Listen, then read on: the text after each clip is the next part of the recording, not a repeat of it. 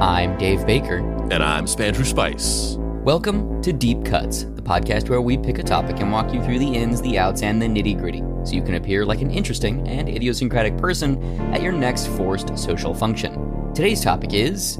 David Hahn, the Radioactive Boy Scout, Part 2.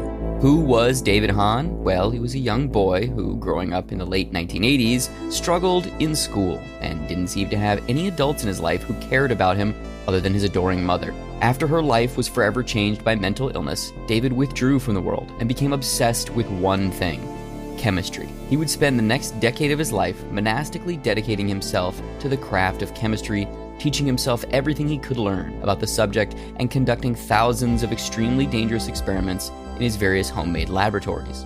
Eventually, after joining the Boy Scouts and learning about nuclear power while pursuing his atomic energy merit badge, he decided at 17 years old that he was going to build a working nuclear reactor in his backyard potting shed. The craziest thing? He actually kind of did it.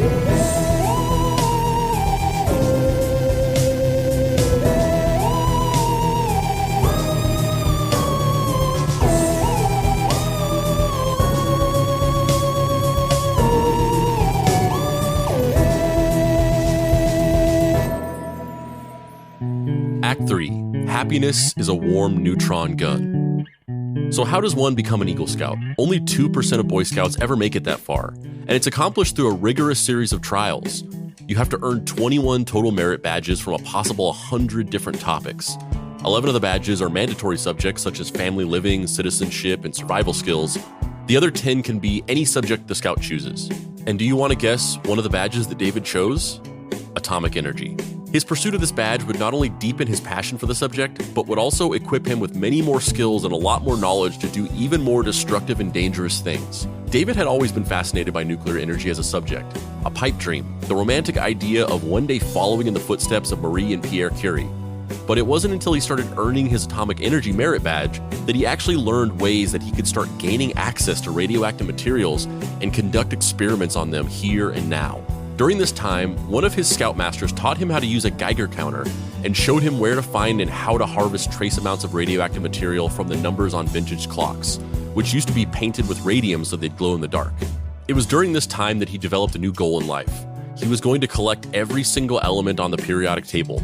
Yep, in the 90s, while other kids were trying to catch all 151 Pokemon, editor's note, I think this happened a few years before Pokemon even existed, but I couldn't resist making this joke. David was literally trying to catch them all, where the all was a collection of the most deadly substances known to man. Couple things about this. So this is something that kind of fascinates me about David Hahn's obsession. It gets more pointed towards the end as he starts to, later on, as we'll get to, that he wants to build a nuclear reactor for reasons. But early on in his obsession, I find it very fascinating that his obsession was so it was so holistic and almost like, I don't know what the right term is. Like, it was this generic obsession. Like, in the beginning, he didn't want to build a nuclear reactor. He didn't want to pursue any kind of specific goal. He just wanted to know everything there was to know generically or broadly about chemistry, to the point where, as we talked about in the last episode, he would just go through the halls of Kroger's and just memorize the chemical ingredients of different products, so that he just kind of had a general knowledge of what types of chemicals was in everything.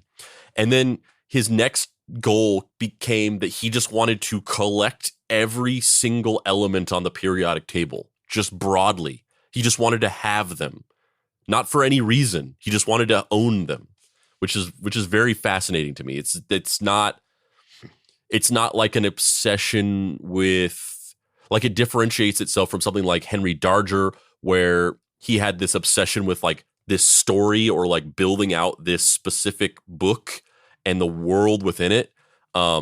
Or Andrew WK trying to make some kind of commentary on the music industry and the sort of fakeness of it and the way that pop stars are manufactured. It was just I just want to have all of the elements.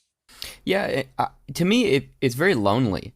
It kind of makes sense on this, introverted, isolated kid front, because, when you develop you develop your sense of taste by bouncing off of people and discussing things, and you hone your perspective by hearing other people's perspective and being like, oh, I agree with that, or oh, I don't agree with that. And so the more you kind of consume of something and then are forced to kind of interpolate it and interact with other people who also know a lot about it, your knowledge sharpens itself based on who you're around.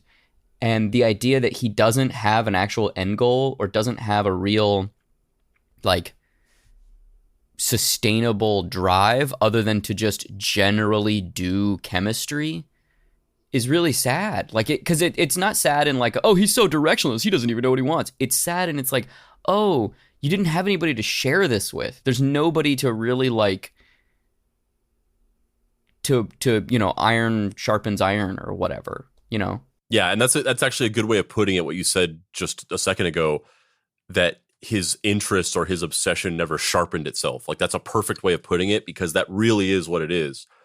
Because you start to develop these interests or these hobbies or these things that you want to learn or whatever it is, eventually those are shaped by relationships and people giving you ideas and discovering sort of like the nuances of the human condition, where you're like, oh, like I now notice this one specific thing, and this thing that I'm interested in, I can go down this very specific path now because of that.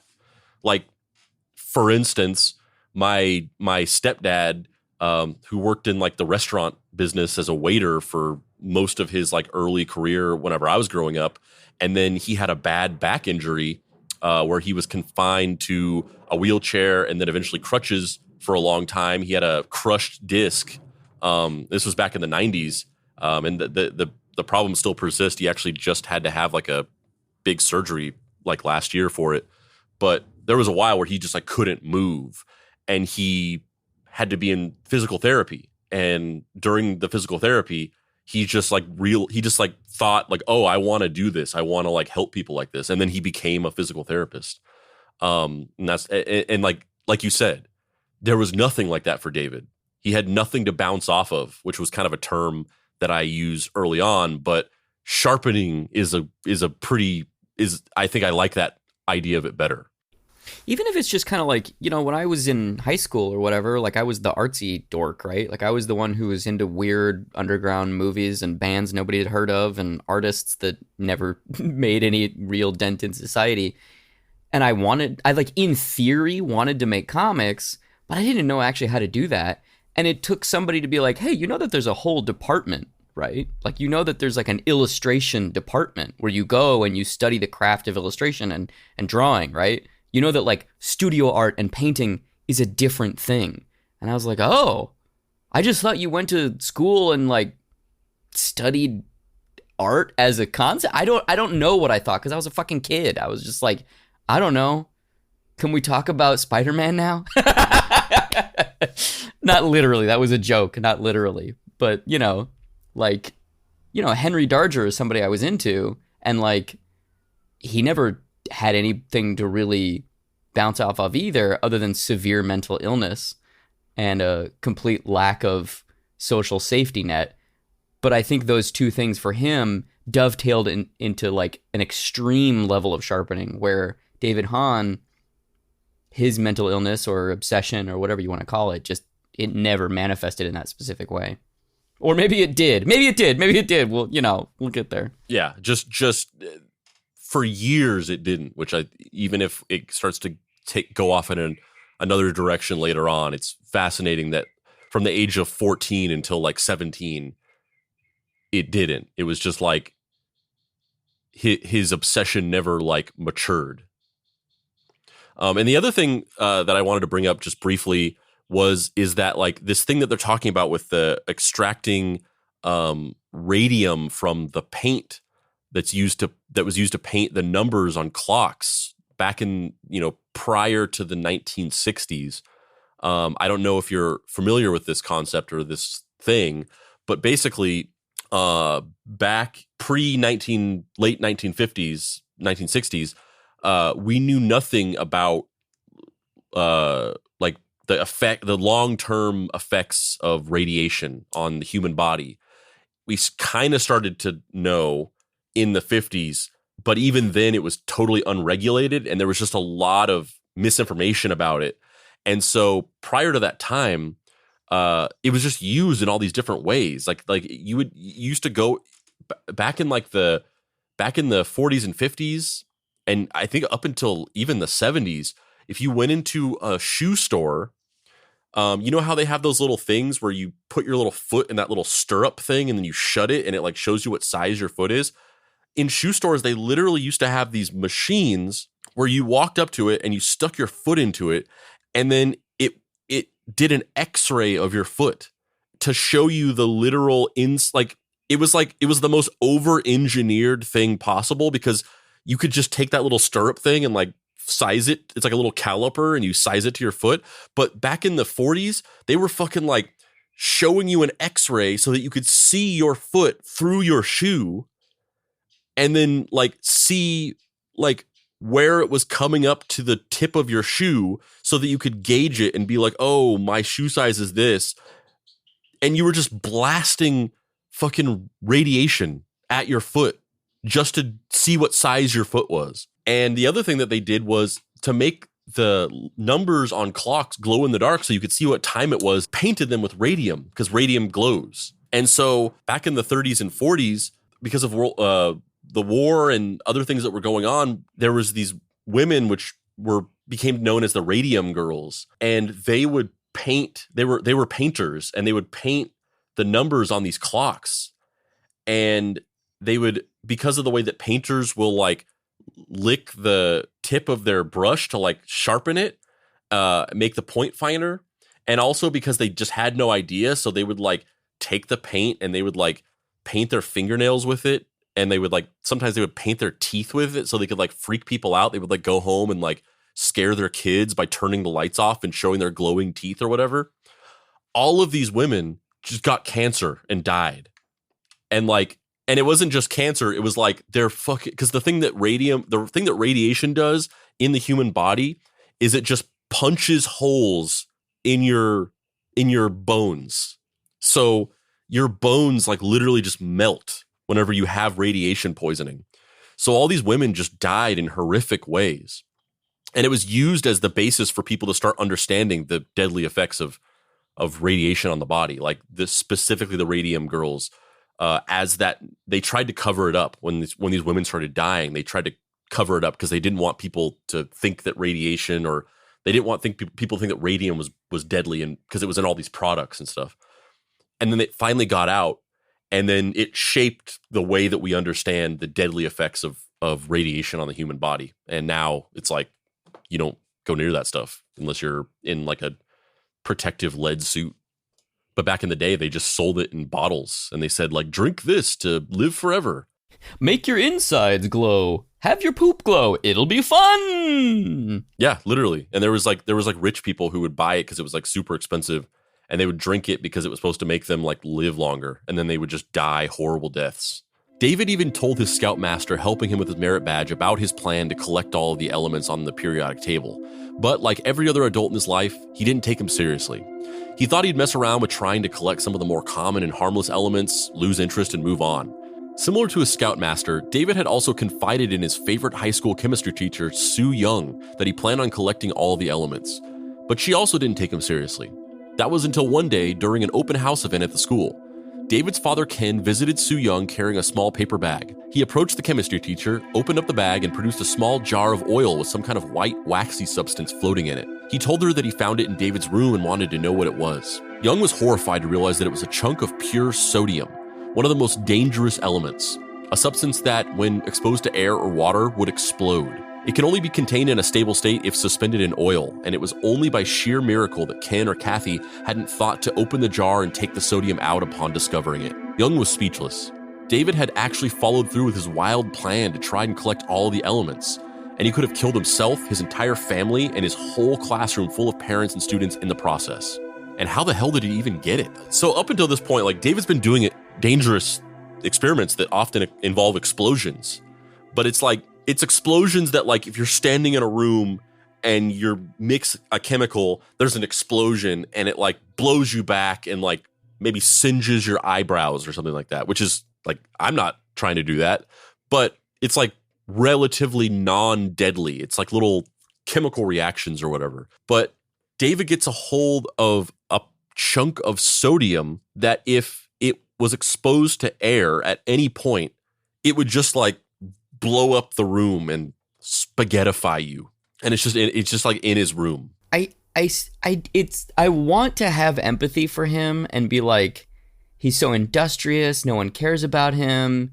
He's like, you know, he's like obviously an overlooked, underappreciated, you know, budding genius.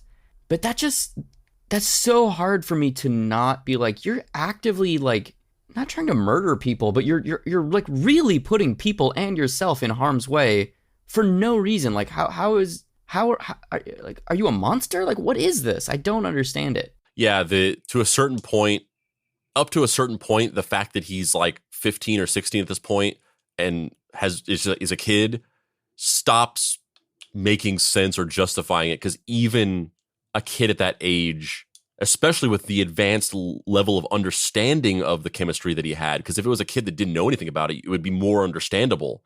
If they had no idea that sodium could do that, then it's like, yeah, that makes sense why you would be doing something so dangerous. But especially with the advanced knowledge of exactly what it does, it stops making sense or justifying it that he's like 15, because it's like, you should still be like, I'm going to fucking die.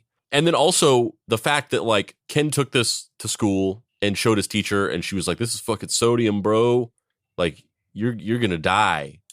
And moving forward from this, David still just continues to do these things, and still his parents, his dad, just like let him keep doing it. Like if like, I find it very, it's like, what, like we talked about this last episode, but this idea of like, I want to know the specifics of what was said during these little stories that we're looking at, because if I found out that somebody, my son or whoever, was keeping sodium in our house, like hiding it, and I knew the consequences of what sodium could do, like I'm not letting that go. I'm like, what the fuck? Like, what else do you have? Show me every inch of your room, please. It's not even that you're in trouble or that I'm mad. It's that I don't want to die. Yeah, and I don't want you to die. And obviously you don't have... Or I don't want all of us to die. Well, David came up with a very interesting way of attaining the sodium, as well as many other of the dangerous, often illegal to own compounds and chemicals that he would amass over the next few years in his pursuit of collecting everything on the periodic table.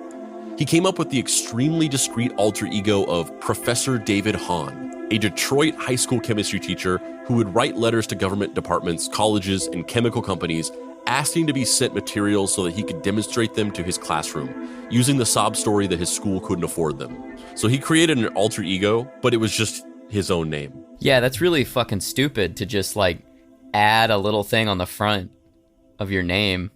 And honestly, I think it was like arrogance. Like, because it wasn't that he wanted, because, you know, if you were trying to create an alias and get things discreetly, you would just be like, oh, my name is Professor Arnold Scherlenberger or something like that. Like, yeah, or Professor Spavid Spawn. Or some stupid shit like that would just be so stupid and nobody would ever buy it. Yeah, no one. But everybody bought Professor David Hahn. But I think it was like him thinking like in his mind, like, this isn't just a alter ego. Like, this is me. I'm Professor David Hahn. I'm going to be a great scientist someday. Like, I'm just like... It's the Malachi Love Robinson thing where it's like, I don't want to go through all of that schooling. I just am a doctor. If I just say I'm a doctor, I'm a doctor. And he's kind of in this, in some ways, David Hahn is like the mirror image of that, in that he actually does have this knowledge, but it's completely divorced of a central moral core or any other knowledge. So it's this weird, like, innocence-fueled, near homicidal mania. Yeah, and also very similar to the point where I feel like really the only difference between the two is that, like, what Alexander Love Robinson, or why do I always say Alexander Love Robinson? I always say that for some reason. Malachi Love Robinson, the things he was doing were like very seriously illegal. Like it was fraud and like medical malpractice, or I guess maybe you can't commit medical malpractice unless you're actually a doctor, but it was like fraud. And so he very directly got in trouble for it. Whereas with David Hahn, like technically him have possessing these materials was illegal in that they're tightly regulated and you have to have licenses, and a normal person can't just have them. But it wasn't like I'm scamming people or like I'm committing fraud. So but it was very similar otherwise. I think maybe the reason why David Hahn didn't really get in trouble for it was just because it wasn't like directly. Well, yeah, because he didn't steal his godmother's credit card and buy a Lamborghini or whatever the fuck Malachi Love Robinson did. Do you think when people finally show up and like, you know, the cops find he has this nuclear reactor, it's a shot for shot remake of Malachi Love Robinson eating that little salad on his lunch break and being like, I have to go. I have a very important meeting to get to. Like, he just says exactly what Malachi Love Robinson said. For the joke, I'm going to say yes, absolutely. But here's the difference. We saw that footage. Unfortunately, there's no footage of David Hahn, which is a shame. But we saw that footage. Malachi Love Robinson is not a charismatic person, and he is bad at talking. And he's a horrible liar. David Hahn, at least according to just what he was able to do, was like the world's greatest con man. But it's funny because normally a con man it's a confidence man. You're putting your confidence in someone else and they're taking usually financial rewards from you. David Hahn just wants to build a nuclear bomb, not even to see the world burn, but just to do it. Just like for the pure platonic ambition of like, could I do this thing? Can I climb Mount Everest? Yeah, like this book describes that this will happen if you do it right. Can I do it right? Not everybody bought these letters because, well, David had the spelling ability of a third grader, and they were clearly written by a child. But because he more than made up for his inability to spell words correctly with his genuine knowledge of chemistry and nuclear physics, it was enough to fool a handful of people, and David was able to score some of the materials he was looking for. He also used these letters to ask for advanced reading materials, the kind that would be hard to come by at a local library. And because of this, he was once sent a pamphlet by the American Nuclear Society that explained that thorium, a radioactive element, could be harvested from the mantles of certain gas-powered lanterns. Another pro tip to file away for a later date. He harvested polonium from a bunch of electrostatic brushes he bought from the mall. During a trip to summer camp, while everyone was out of their cabins, he snuck into each of them and stole the smoke detectors so that he could harvest americium. He also lifted a bunch of gas lanterns for the purpose of harvesting thorium from them. Dude was basically running the nerdiest heist of all time. With his smoke detectors and gas lanterns back home, he called up various companies trying to find out where he could harvest the radioactive materials from. He was told that each detector and lantern only contained an extremely small amount of the materials. The handful he had stolen would not be remotely enough for him to do anything significant with. He was going to have to get more. First, he went around to a bunch of camping and military surplus stores and bought as many gas lanterns as he could get his hands on. Then he found out about another surplus vendor that was willing to sell broken and defective smoke detectors in bulk for cheap, and he also bought up as many of those as he could. David, or Professor David Hahn, also convinced another company to send him what would end up becoming his pride and joy, his very own Geiger counter, which his scoutmaster had taught him how to use. From that moment on, David kept the counter mounted on the dashboard of his car and took it wherever he went. And what did David's father Ken think of all this? With dozens of letters flooding in from government organizations and huge boxes of strange surplus supplies showing up on their doorstep, and David running around town strapped with a Geiger counter? Well, David had the perfect excuse, and the thing that would immediately set Ken's mind at ease. It was all part of his merit badge. He was just working extra hard to become an Eagle Scout, of course. So what now? David had collected a sizable chunk of the elements on the periodic table. He'd figured out a good groove for conducting his experiments without getting into too much trouble with his parents, and his nuclear pursuits were much less flashy and noticeable to the outside world because there weren't as many loud explosions and smoke involved. So where would he go from here? He didn't exactly have a goal. He just loved chemicals and figuring out how they worked. But what was his mission? The thing that would propel him to the level of scientific greatness experienced by his heroes, the Curies? Well, he had no clue. He was literally just winging it and following the dopamine. That was until one day he was flipping through one of his father's textbooks and stumbled across something called a breeder reactor. The breeder is a type of nuclear reactor that can generate more nuclear fuel than it consumes, which would essentially be an unlimited power source. It could, in theory, solve every problem in the world and set us into a post-scarcity utopia. Self-generating, unlimited, clean nuclear energy. Bye-bye world hunger, energy crisis, climate change, and super high power bills. Namely, thorium-232, which you could get by burning gas lantern mantlets to ash and synthesizing into uranium-238, and neutrons, which you could get by combining americium-241 from smoke detectors and aluminum. Why hadn't anyone done this before? Was David really the first one to attempt to build one of these miracle machines? He'd be world famous, a hero. David had no idea that breeder reactors, at least the self-perpetuating kind, were essentially science fiction, a theoretical concept that had never been successfully recreated in the real world. In fact, there were 3 historically famous attempts at building large-scale breeder reactors. The Clinch River breeder reactor in Tennessee, which was built in the early 1970s by the US government and then shut down in 1983 after showing no results. The Enrico Fermi atomic power plant, which was built in the late 50s and suffered a partial meltdown that almost caused a catastrophic explosion in the late 60s. And the accident on 3 Mile Island, another partial nuclear meltdown that released dangerous radioactive materials into the environment in 1979, rendering the entire island uninhabitable and helping to foment anti-nuclear sentiment in the United States. The big problem with breeder reactors is the massive amount of coolant needed to sustain them, which contains pure sodium. The coolant is notoriously difficult to contain and keep away from the air, and so the risk of coolant exposure and nuclear meltdown is almost too large to consider them viable in the real world. This is really just emblematic of the fact that, like, you have somebody who is smart enough and dedicated enough to, at the age of 14, 15, 16, learn about all of these advanced concepts in nuclear physics and understand how these chemicals and these elements interact and how they need to be mixed and how you can build certain things using them. And he's conducted all of these like relatively successful little experiments and also figured out how to procure all these materials in this relatively ingenious way and fool these adults and trick people into sending them things for free or selling them things that they shouldn't be selling them.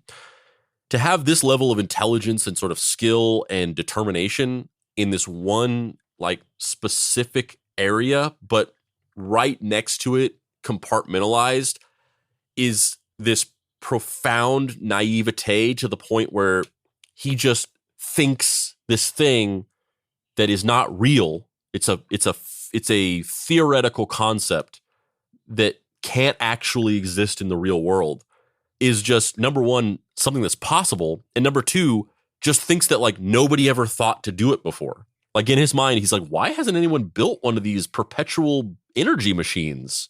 Seems like we could like change the world. And it's just built off of this intense ignorance and like childhood naivete. And I think that's something a lot of engineers have, though. You know, like I've known a considerable amount of engineers because my dad is an aerospace engineer. And he's a fucking idiot. No. I don't mean it that way. I just mean that sometimes you lose sight of the forest for the trees, and you become so detail oriented about, you know, these minute computational or mechanical issues that you're trying to solve that you forget about like mundane logistical things. And, you know, sometimes without going into detail, I've had conversations telling me about the projects they're working on, and I am a complete novice. I don't know anything about any of these worlds.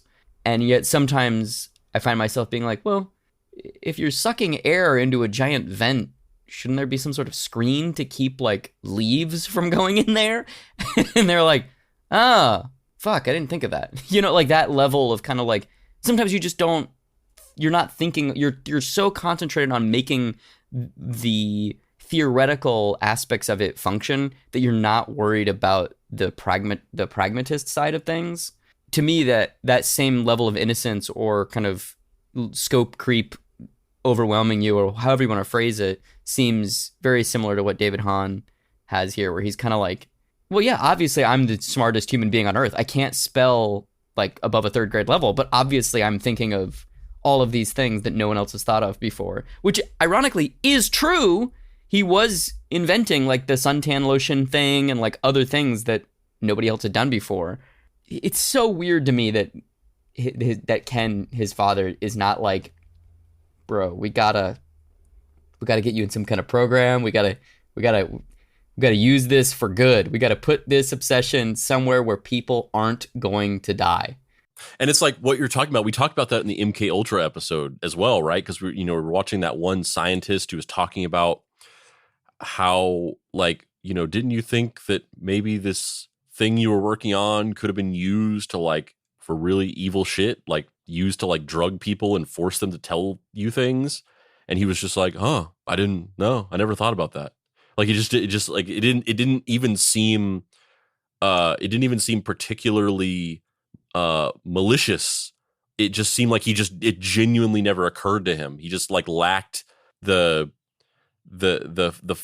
he lacked a certain like logistical thinking that caused him to be able to act completely or immorally in a vacuum.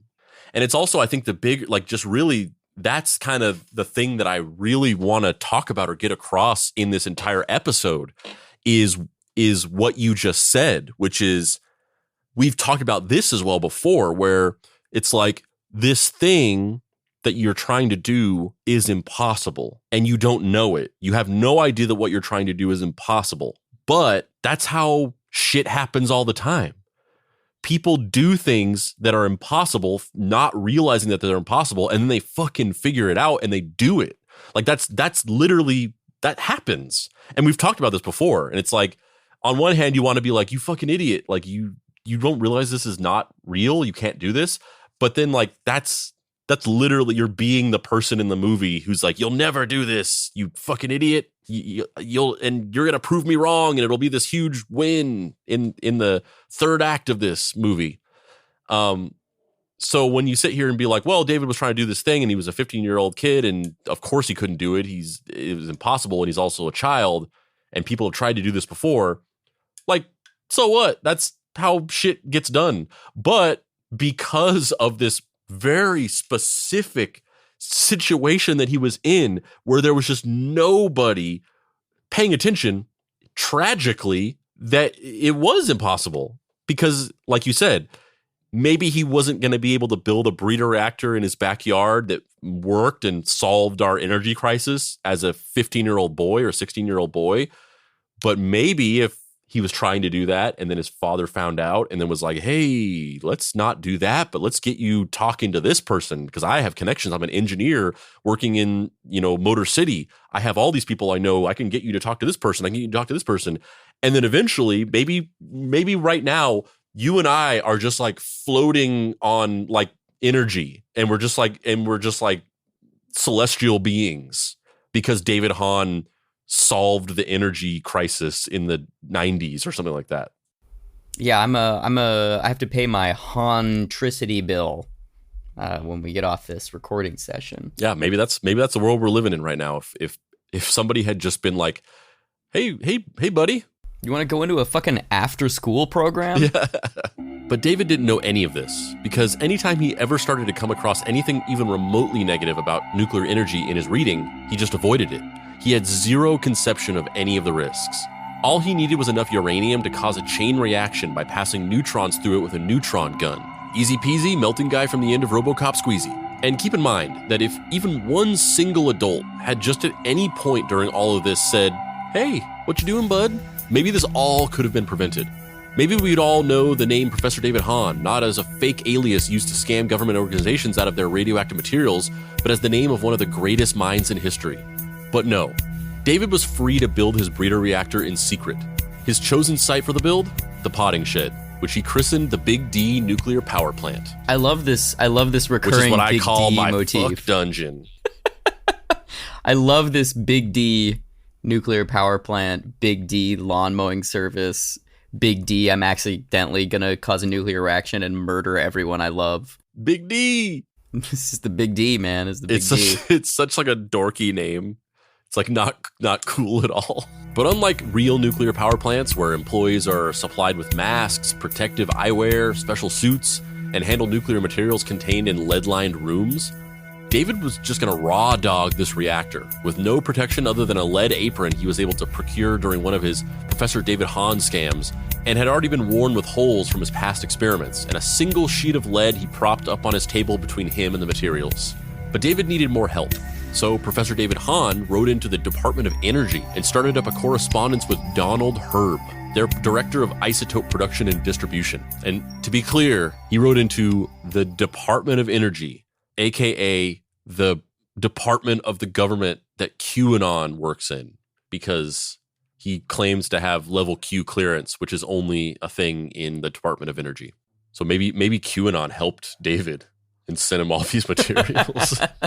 He's like, I'm kick-starting the revolution. He hit the mother lode. Herb gave him a list of isotopes that could sustain a chain reaction, explained how to purify thorium dioxide, which was what was contained in the gas lantern mantles, into pure thorium, which could be much more effective at being synthesized into uranium, and informed him that combining beryllium and radium would produce stronger neutrons than americium and aluminum. He also told him that owning enough of these elements to build a working neutron gun is highly illegal, and if the Nuclear Regulatory Commission got wind of it, David would be shut down in an instant. David, who used to go around bragging about his experiments as often as he could, taking traces of radioactive materials in his Geiger counter to school to freak out other kids, decided to be much more top secret about his breeder reactor moving forward. He would work under cover of night and tell no one what he was doing, not even Heather. So David finally set to work. In order to make his neutron gun, he took a large block of lead and scooped out a large hole in it with a chisel. Then he sanded the hole smooth. This is where the alpha emitter, the combination of beryllium and radium or aluminum and americium, would be contained. Then he poked a hole through the lead block with a needle. This is where the neutrons would be fired out of the alpha emitter core. Now he just needed to get the beryllium and radium. However, after sending out some letters and making some calls as Professor David Hahn, David quickly discovered that beryllium is tightly regulated by the EPA and no chemical supply company was willing to sell it to him. The reason being that it was extremely dangerous to handle and inhaling its dust caused cancer. So after a while of banging his head against letter writing and phone calls, he settled for just using simple strips of aluminum. Now to get some radium. At first it seemed like it would be much easier. He just needed to find a bunch of antique clocks and harvest the radium paint used to apply the numbers to the clock face. David started hunting around every single garage sale and antique shop he could find. He went through the basements and attics of friends and family. After several weeks, he had a stack of radium clocks and set about the tedious job of chipping off the paint. He sat for an entire weekend in his mom's backyard, chugging lemonade and chipping paint flakes off the clocks. After 2 days, he gathered up the spoils of his labor and realized one thing. This was nowhere near enough radium for his neutron gun. He'd need hundreds more clocks, weeks more chiseling. This wasn't going to work. For a while, he pursued possibly using polonium, the radioactive material he'd harvested from electrostatic brushes, as his alpha emitter. But after scanning the polonium with his Geiger counter, he discovered it wasn't nearly radioactive enough to produce fission. Probably because polonium has a radioactive half-life of only 138 days. So it was back to americium as his main alpha emitter. But he was in the same boat as with the radium. He could only harvest tiny amounts of americium from smoke detectors, and he'd need hundreds of them to get enough of the material for his neutron gun. And while smoke detectors were way more plentiful than antique clocks, he couldn't afford to buy enough. Then, as luck would have it, David discovered that a local company was selling water-damaged products, including smoke detectors, for a fraction of their original price. He bought a dozen of them, but it still wasn't enough. He then learned that certain companies were selling expired smoke detectors for cheap, called them up, and convinced one of them to sell him 100 for $1 a piece. And why were boxes of hundreds of smoke detectors showing up on the doorstep of the Hahn household, Ken asked? Eagle Scout project, of course. This is like the montage from Goodfellas, where they're just like fucking cooking Italian food and getting increasingly more neurotic and like paranoid and doing lines of cocaine and like conducting like mob deals and shit. Like he's just like fucking amassing his stockpile. And Ken is just like sitting on the couch being like, oh, another 5 boxes of smoke detectors. What? Hey, David, what's going on here? You're not doing one of those little crazy things again, are you? No, Dad, it's for the Eagle Scout. Okay. Click, click, click. Like, it feels like gross negligence. Like, it feels like he should have been, like, I don't know what the step down from, like, almost manslaughter is, but, like, he feels culpable. Like, The dude had sodium, and then he was just like, okay, you're ordering all of this shit to the house, staying up all hours of the night working on science projects. That's fine. Like, we know, you know what he does. You know what he's into. This is your fault. It's not David. It's like a compulsion. He can't help himself. He's obsessed.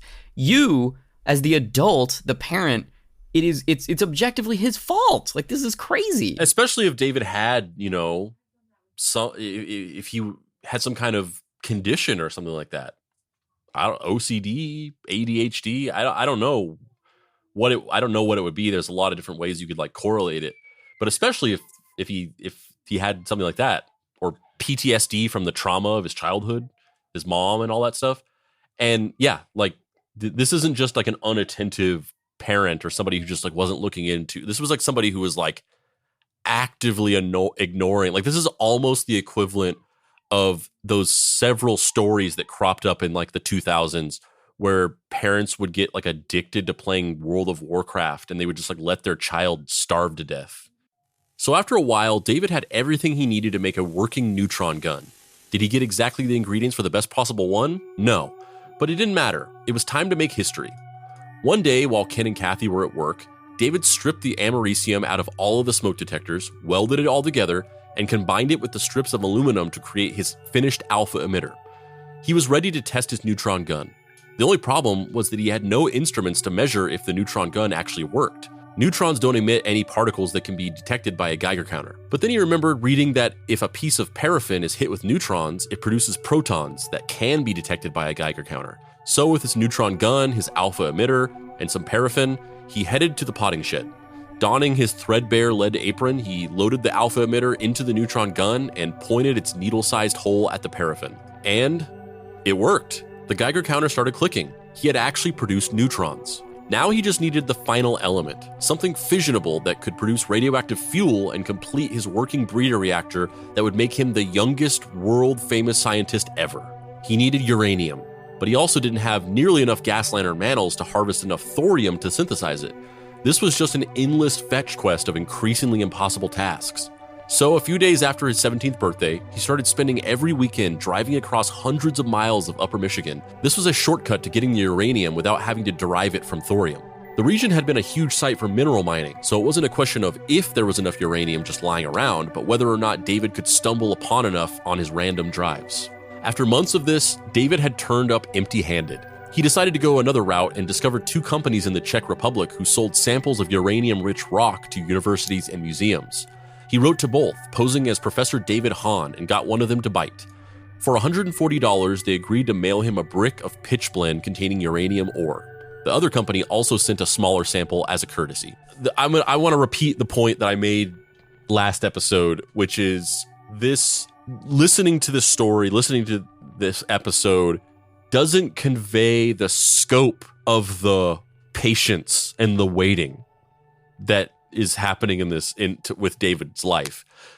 Like he is like driving through the desert, stopping every couple of miles and just like digging in the dirt and trying to find rocks and scanning them with his Geiger counter and coming up empty-handed and moving to another location and doing it over again. He's like writing letters to companies 4 weeks to get to them, and then it takes them another 4 weeks for the response to get back, and then it takes another 8 weeks for the thing that they decided to send him to get to him.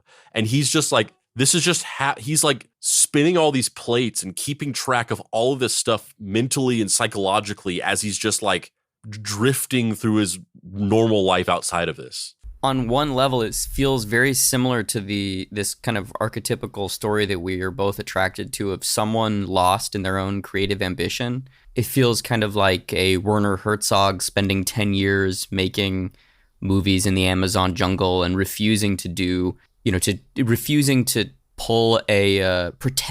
pull a boat over a mountain in the Amazon jungle. He wanted to literally do it and shoot the movie as they were doing it. You know, it feels similar to, these kind of, even a Henry Darger spending 20 years writing a novel that just never ends, or countless people who've become enraptured by a vision of a creative idea that needs to be fulfilled, and then they've dedicated decades of their life to doing it.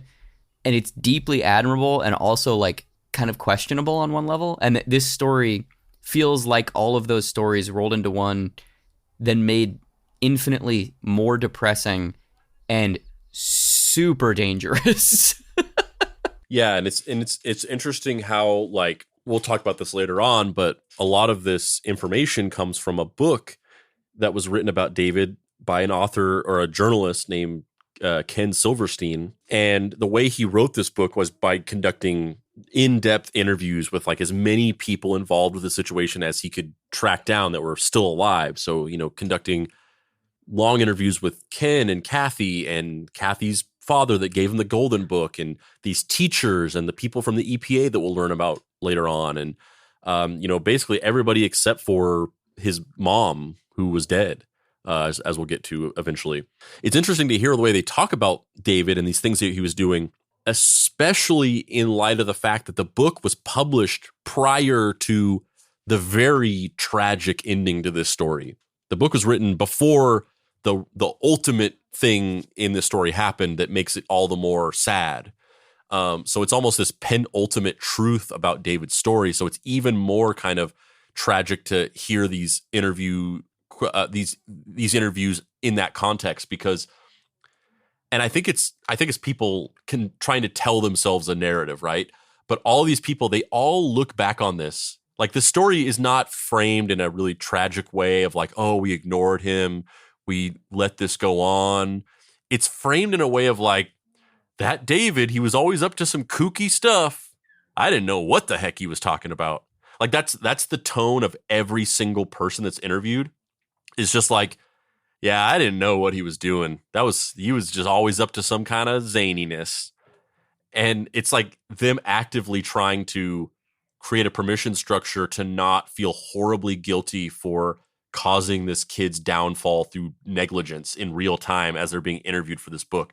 So you have to like take everything that they say with a grain of salt, because they're framing everything as if it was just like some kooky childhood hijinks, but like David was just a little bit more special than normal. I have nothing to say other than it's unthinkable, and it's wild how every social kind of safety net failed him, even when he was in situations where he had a family and had school and had friends.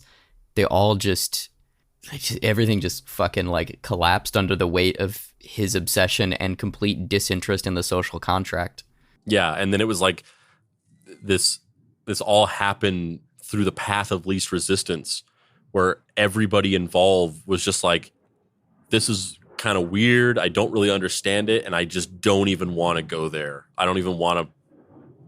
I'm not like, one time whenever I was working at Borders, I might have told this story on the show before to illustrate another point, but one time there was this kid who used to come into the store all the time. He was like a regular there, and he had some kind of mental handicap. I don't know what it was, but he would come in with a group of people from a home, and he was, you know, clearly had some kind of neurological issue. I don't know what it was though.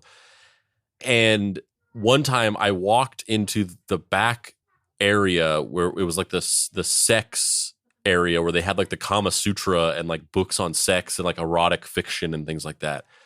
And I walked back there, and I walked up to him sitting, holding one of the Kama Sutra books and jerking off. And I just stopped. And once again, I'm not advocating this. I'm not saying this was the right thing to do. I'm not the hero in this story, but I just backed away and was like, somebody else will find this and somebody else will deal with this. And I just left. And that's what everybody has done to David. One time when I was working at a Borders, we had this back corner, which was kind of like discounted or like used books or whatever. And I can't believe I'm going to tell this. So I was working at Borders, and I had to go put a bunch of books back there. And it was this kind of like weird catty corner. So I'm like kneeling down, putting books on a bottom shelf, but the shelving units were like you could see through the slats, you know? They weren't like a wall and then shelves on one side and shelves on the other. It was like double long shelving unit. So when you were there, you could like see over the tops of the books what was happening on the other side. I'm sure you can see where this is going. I knelt down because I was shelving books there. I glanced through that little like gap where the tops of the books and the bottom and the top of the shelf, and there was just a fucking dick just being stroked, just like right there, and I like audibly went like the fuck, and then the person who was an older man like put it away and started speed walking out of there, and I was just like. I just like stood up and was just like, that dude was fucking jerking off. The key differences in our stories are, number one, I said nothing. I was like, this is somebody else's find. This is somebody else's discovery. I was never here. I'm a ghost. I'm a phantom. And the other key difference is he knew I was there. Like, I caught him. It wasn't like he didn't see me and I backed away. He just kept doing it. Just continuing, baby. Just continuing. But see, that's the thing is like, if David Hahn had been my son, like the same thing would have happened over again. If David Hahn had been your son, you would have taken him to Borders and made him watch that guy jerk off. But if he had been your son, you would have been like, what the fuck? This guy's making nuclear reactors over here. Yeah, I absolutely would have. Yes. In the potting shed, David used a technique combining nitric acid and sulfuric acid to try and isolate the uranium ore from the pitch blende. However, he didn't have a chemical strainer and instead tried to use a coffee filter, but the uranium couldn't pass through and the separation failed. After all that work getting those samples from overseas, the uranium was ruined. He still had nothing to generate the nuclear fuel for his breeder reactor. But here's the thing.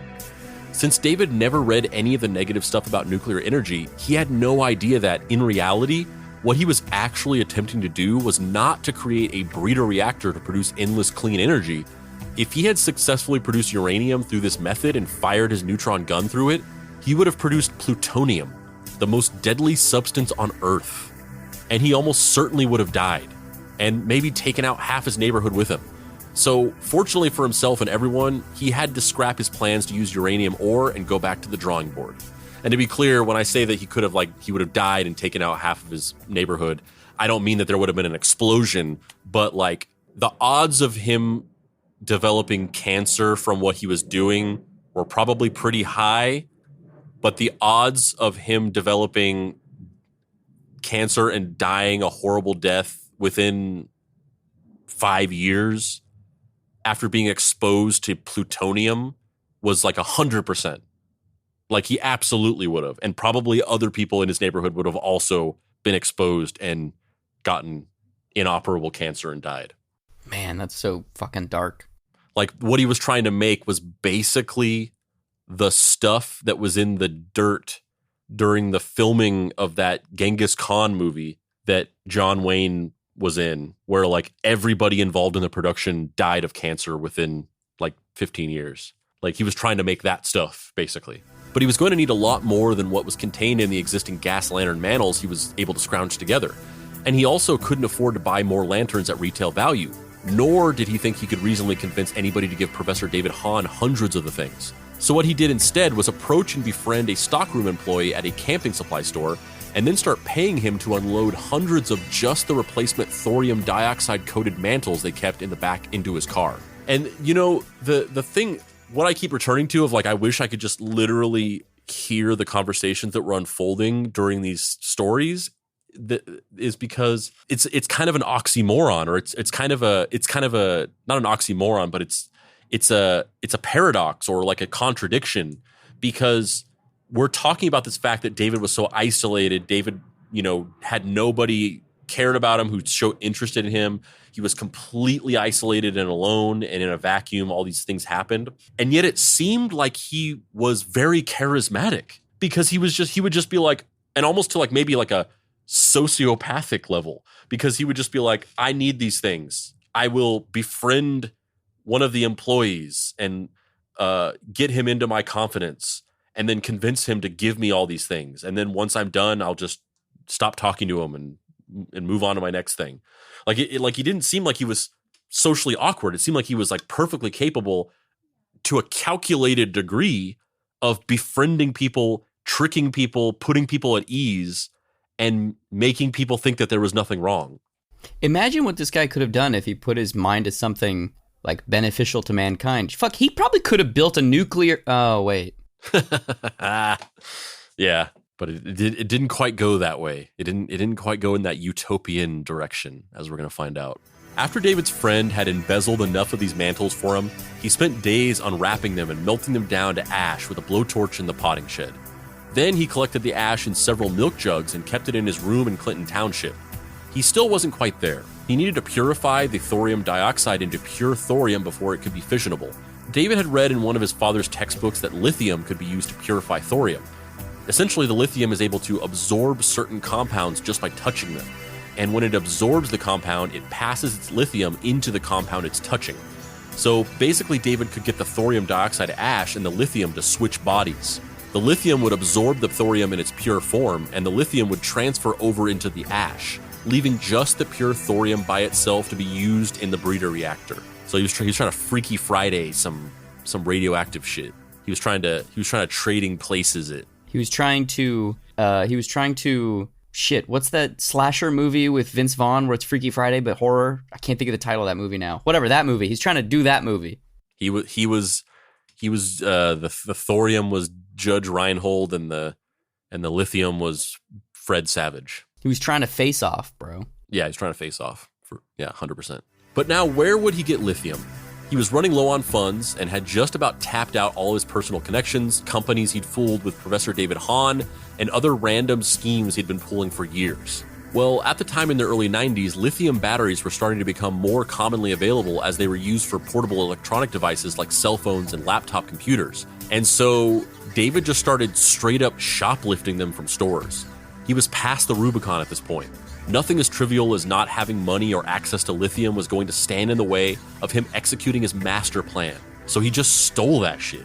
And this is such a great illustration of this idea of juvenile delinquents and criminal activity stemming from systemic failures of the system that you're in, because the idea that you just want to steal stuff because you like stealing stuff or whatever, or you just you'd rather steal something than earn the money to pay for it, or these bullshit ideals about why people steal and the fact that it's makes them morally bad people or whatever.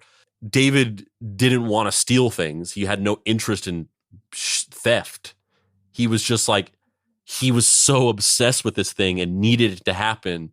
And as a kid, he's just well, I'm at the end of my rope. I got no other options. I just got to steal this shit so I can finish this. And because there was no one around to care, he did it. Imagine this is just him trying to build a nuclear reactor. Apply this to being hungry, Yeah. By any means necessary, I will build this nuke in the back of my fucking garage. He wasn't going to waste his precious thorium ash on a failed experiment this time, though. First, he tried out the experiment on some potassium nitrate. He removed the lithium strips from the batteries and combined them with the potassium nitrate in a foil ball. After a while, the foil ball heated up and produced a plume of smoke. It worked, and now it was time to try it for real. He took more of the lithium strips and combined them in a foil ball with a thorium dioxide ash. After waiting for a while, David removed the lithium strips from the foil and tested them with his Geiger counter. It started chirping away madly. He had done it.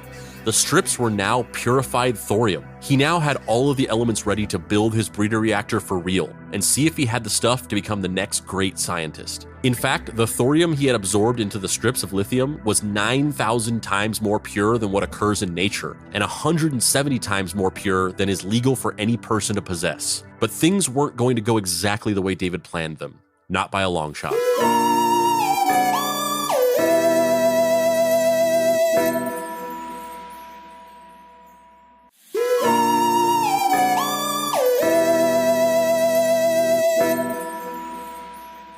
So How we doing, Dave? How we doing in the ballad of David Hahn? It's sad. It's sad. I don't like it. I just feel bad for him, man. I don't know. It's you know what it makes me want to do? It makes me want to plug some shit. That's kind of the joke I was gonna. You got to the joke before I did.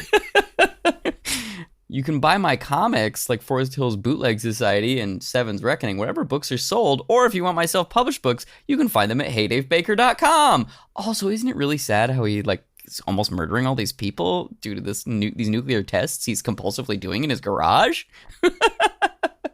Did you just actually do all of your plugs within the context of a hypothetical scenario of you doing your plugs? No, of course not. Spandrew, where on the internet can people find you? Well, you can't find me on the internet because I don't use social media. But if you want to pay your respects to the dear beloved Papa Pricey, you can go to his website, dapricewrites.com, where you can get his book, Deadbolt AI Private Eye. It's a cyberpunk, neo-noir, sci-fi comic about a robot detective solving crimes in the future city.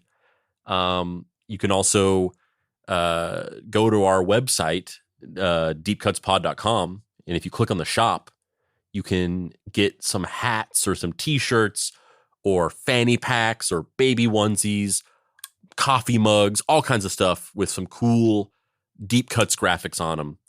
We got a bunch of different designs. Check them out, deepcutspod.com. Click on the shop. We also have a Mystery Treehouse Junior Sleuth patch. So if you yourself want to become a junior sleuth in the Mystery Treehouse Detective Agency or the Mystery Treehouse Investigation Agency, I don't know, man. I'm still relatively new. You can get that. It's a shoulder patch you can adorn onto your favorite jacket to prove that you are a junior sleuth. You can follow us on social media. If you can go to Facebook and search Deep Cuts Podcast, you can check out our page. You can also join our Facebook group, the Deep Cuts Podcast Facebook group, where we talk about the show, make memes. There's a cool little community there. You can join our Discord server, bit.ly.com/DeepCutsDiscord, where we also have another cool community where we talk about the show, make memes, play games, so on and so forth. You can follow us on other socials like Instagram at Deep Cuts Pod, TikTok at Mystery Treehouse, and leave us a review.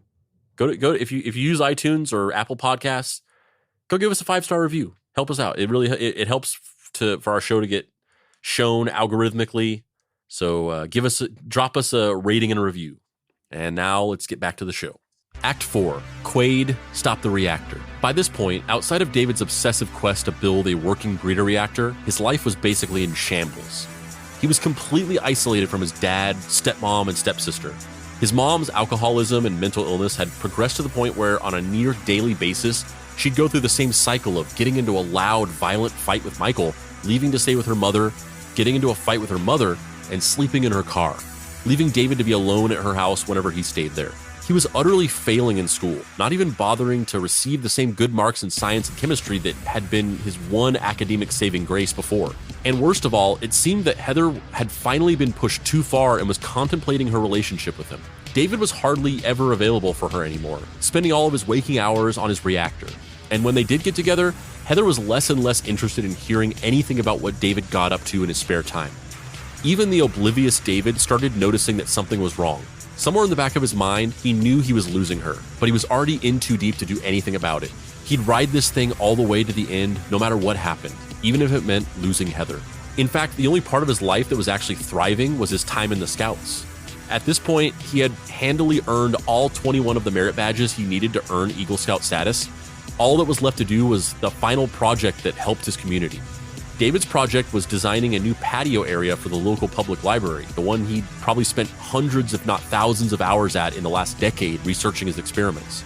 And since this 18-year-old boy was apparently one of the greatest, most smooth-talking confidence men of our time, or had just gotten really good at convincing people to do shit for him from his years of posing as Professor David Hahn, he convinced a local construction company to donate 1 ton of concrete to the project. And you might see this as kind of a breakthrough. David finally finding something constructive and non-dangerous to have passion for. Maybe he could go into construction or become a city planner. But for David, the entire thing was just a cover for his top secret project, so he could blame all of his weird activities and strange incoming packages on the Eagle Scout badge. It was all just a performance to him. Let's stop and talk about that for a second, because though this story, as we've talked about, is like a foil for the types of stories we tend to do, we haven't necessarily talked about kayfabe this whole time. But this is where we realize all of David's life outside of his experiments is the kayfabe. Yeah, David Hahn is the kayfabe. Professor David Hahn is the real person. It is, because it's number one, to get like more modern with it. It's neurodivergent masking. It's like all he cares about are these experiments and doing this, and everything outside of it is him just smiling and being like, yes, I am a normal human being, boy, and I like going to school and eating breakfast, and yes, I do want to play football with you, friend, who I love hanging out with. His whole life is just in the back of his mind, like, I want to get home. I want to get home. I want to get in my lab. I want to get in my lab. I got to build this. I got to fucking do this thing. I got to, like, that's the thing going on in the back of his mind at all times. And everything is a performance, to the point where, as you just said, Professor David Hahn is the real guy, and David Hahn is a kayfabe performance that he has to do in every other aspect of his life because nobody understands or cares. Yeah, instead of Jekyll and Hyde, it's Citizen and Professor or something. You know, it's like he really does, you know, exactly what you're saying, where, you know, there's another wrestling term that's like, what is it? It's like lost in the gimmick, you know, when they like basically they buy their own kayfabe, you know, and wrestlers start to believe the gimmick, you know, they live the gimmick, but then they hopefully know the difference between where they stop and where the character begins. Same thing for spies. There's a term called lost in the hall of mirrors, I think, which is the same thing, where you lose who you are and what your relationship is to the people around you because all you can see are spies and deceit and lies everywhere. And this is like the inverse of that, where it's somebody who's so dedicated to their own internally mandated mission that they construct a house of lies and a persona, a kayfabe persona, like we usually talk about, to manifest that end result into existence. You just pull out your dick and start jerking off, and you go, I was the guy in Borders! It was me. I wanted to tell you when you were telling that story, and I lost the nerve, but it was me, baby. Going full tubing. But then, after all that time melting lantern mantles, haggling for smoke detectors, and shoplifting lithium batteries, David had a random stroke of luck. He wandered into an antique shop one day and started moving his Geiger counter around the place, putting it up to several antique clocks. They all gave faint clicks, but nothing worth buying. Then, he went up to a particular clock, and his counter started reading off the charts. He immediately bought the clock, took it home, opened it up, and discovered that inside of the clock, there was an entire full vial of sealed radium paint, likely something left inside of the clock so that the owner could touch up the numbers when they started to fade. What a thoughtful thing to do for that nice woman who died horribly 2 years later. David was now back in the radium game. He decided to scrap his entire old reactor. He was going to build a brand new, larger neutron gun and use this glorious cache of radium to generate more powerful neutrons. David was now back in the radium game. He decided to scrap his entire old reactor. He still needed to purify the radium, which he could do using some barium sulfate. But you couldn't just get barium sulfate from a store. However, it was used for taking x-rays at hospitals. So he donned his best scout uniform, went to a local hospital, and plied them with a story of an upstart scout trying to get his Eagle badge and needing just a little barium sulfate for one of his projects. David mixed the barium with some of the radium paint and then strained it through an actual chemical strainer.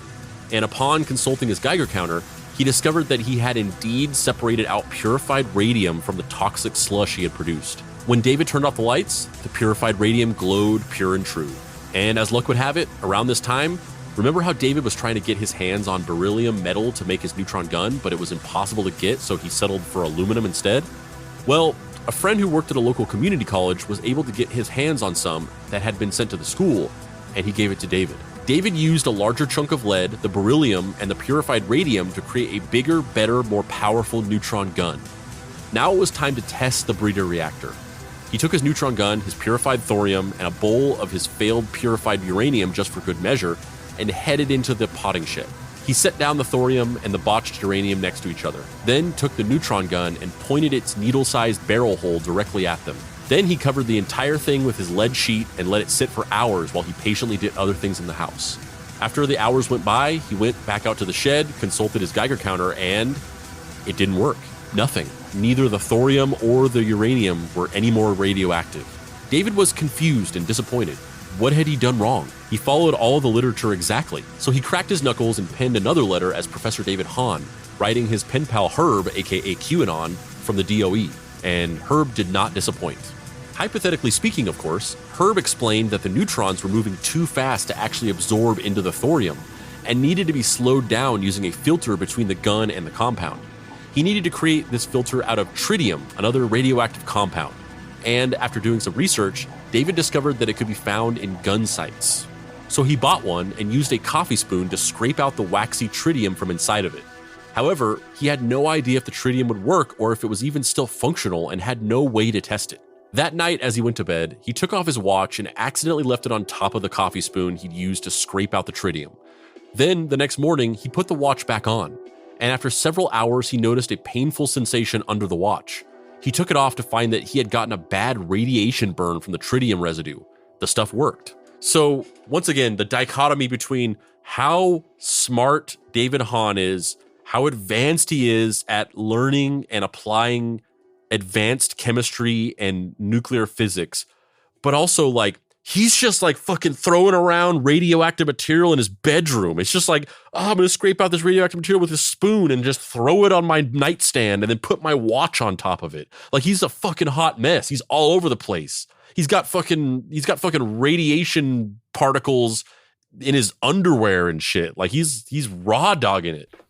Yeah, it kind of doesn't really make sense to me. I know I said this before, but I don't really get the lack of personal safety protocols of like, even just like from a self-preservation standpoint of like, I got to be really careful with what I'm doing. This could be real dangerous. You know what I mean? Like, it just doesn't feel like something a normal human being would do. Like, if you wrote this, it'd be like, no one would make this nuke this haphazardly ass backwards, tripping over themselves because they wouldn't want to die. Yeah, but he was just like, he was scooped out some radioactive material with a spoon and then just threw it on his desk next to his knickknacks and his daily driver accessories, his fucking EDC knife, which are for some reason very popular now. He was going to need a lot more tritium though, but he once again couldn't afford to just go buying dozens of these things willy-nilly. Apparently had trouble connecting with any of the employees at any of the local gun stores, and maybe felt like shoplifting from a place that exclusively sells guns might be asking for trouble. So instead, what he did was go to one of these gun stores, convince them to let him borrow dozens of gun sights for a demonstration of them at his high school. The owners were apparently overjoyed at the prospect of someone introducing their entire impressionable student body to the wonders of guns, and agreed. David took the sights home, removed the tritium, and returned them. So once again, like, David went to a gun shop and convinced them to let him just take dozens of their products for free just to go show them at his high school. That sounds like the scene, like I imagine that as like the scene in the first Terminator where he's like, I need a Uzi 9mm, the sawed-off pump shotgun, and the laser gun with the 40-watt range. And the guy's like, Dick Smith is like, what are you talking about? 40-watt range? We don't have that. And he goes, okay, just give me all of these guns, then goodbye. And he kills the guy and then leaves. I imagine it being like that, where David's like, I'll take these snipers and that sight, and okay, can I get some bullets? And what are you going to do with it? Oh, just a demonstration at my high school. And they were like, yes, here you go, son. However, the owner of the store quickly discovered that the sights didn't work anymore, freaked out, called David's parents, and Ken was forced to pay for all of them. And instead of like asking David what the hell he was doing with a bunch of gun sights, he just demanded that he pay him back, which David did in 4 installments. But it didn't matter anymore. He had the tritium and was ready to try his neutron gun again. So he set up the gun and pointed it at the thorium, this time with the tritium filter, and let it sit for days, checking every few hours to get a reading with his Geiger counter. And to his delight, this time it seemed that the thorium was actually absorbing the neutrons and becoming more and more radioactive. He had actually done it by himself. He could now move to the next phase of actually assembling a real working breeder reactor and making history. Normally, this is the time that you'd celebrate with friends and family, bask in the glory, and brag about your accomplishments to anybody who would listen. But David had none of that. He was just in the potting shed, by himself. There was just one problem, though. the radiation levels kept growing. Soon, he was able to pick up huge spikes of radiation with his Geiger counter, even through the 2-foot thick concrete wall of the potting shed. He realized that if he just kept letting it go like this, it might end up irradiating his entire neighborhood. Or maybe the entire town. Who knows? He hadn't thought to build an off switch. He briefly attempted to build in a control rod to the neutron gun, a set of cobalt drill bits that could be placed in between the neutron gun and the thorium to absorb the neutrons without becoming irradiated. But it didn't work, and the thorium was now producing levels of radiation that David had never previously even fathomed of. He had to do something. Yeah, I mean, my first, other than what we've talked about with all of the kind of like personal kayfabe stuff and the, he's this weirdly charismatic person, apparently. The other thing that kind of strikes me about this is the purely mechanical, devoid of emotion processes of it. I can understand why someone would be obsessed with that. You know what I mean? Like, I know you said that early in the previous episode where you were kind of talking about, like, you know, he was looking for a sense of control, and he found that sense of control in mixing these two chemicals and then seeing a reaction. And like, I can understand why that would be alluring and maybe even somewhat addicting, because you feel like a god, you know, you have all this power and this control, and you have these inanimate objects that are nothing, and then you are the, you know, the arbiter of their fate. You put them together and they become literal power. Yeah, and also, like, when you do anything that's sort of like mechanical in nature, like coding or building a machine that's supposed to do something, and it's all based off sort of this mathematical equation that, like, essentially it's almost like in certain ways it's like the opposite of like sort of creative expression, where creative expression is just sort of this vague sense of like, oh, you have these good instincts and that mixed with skill, and then you end up making this really great thing that nobody's ever thought of before. Whereas like building machines or coding, these are like, there is this set of instructions for how this is going to work. And the only thing holding you back from getting it to work is if you are like smart enough or skilled enough to execute these instructions. And in those situations, whenever you do that, whenever you write some code and it actually does the thing that you wanted it to do, you get this like rush of and this is like that, like magnified to 1,000,000, because it's like, it's that rush of putting together these mathematical equations and assembling things in a particular way and it working, and realizing that you were smart enough or skilled enough to have done it correctly. But it's like you're working at the literal subatomic level. It's like the DNA of the universe, you know? Yeah, which is really sad when you think about it as like a personal metaphor, that he's like trying to make this energy that could solve all of the world's problems. And it's like his problems are the most human, you know, parents that don't love him, mental illness, a sense of abandonment, lack of a sense of purpose. Like, those are fundamental human, you know, not that he's literally trying to make a nuclear reactor in order to solve those problems, but also, you know, he's not. Which is a powerful symbolism. It's fucking depressing, bro. Yeah. Jesus. I'm Dave Baker. And I'm Spandrew Spice. Now that David Hahn has finally built his makeshift breeder reactor, things are starting to take a turn. But the story is still not done. Up next is the race to dismantle the reactor before it irradiates his entire neighborhood, David's desperate attempt to hide what he's done from his family and the town, and eventually the EPA and the FBI coming to the Detroit suburbs to investigate David's laboratory. Find out the conclusion to the story next week in the final episode of the series, The Radioactive Boy Scout Part 3.